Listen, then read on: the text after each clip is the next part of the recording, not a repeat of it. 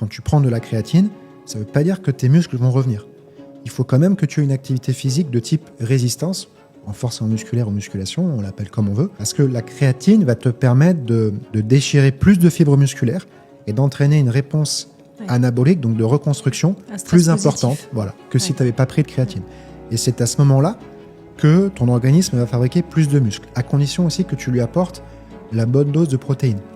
Donc pour les personnes touchées par la sarcopénie, donc globalement pour hommes et femmes à partir de 45 ans, on va dire, donc c'est la fonte musculaire irréversible due à l'âge et due aussi, on va dire, à des problématiques hormonales, eh bien il faut, en plus d'avoir un apport en créatine, augmenter ses apports en protéines.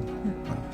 Et donc le consensus scientifique s'établit sur le fait que, bien entendu, ça te permet de faire quelques répétitions en plus lors de tes entraînements, déchirer plus de muscles, avoir donc plus de masse musculaire. Et ça, on sait que d'un point de vue longévité, c'est très important.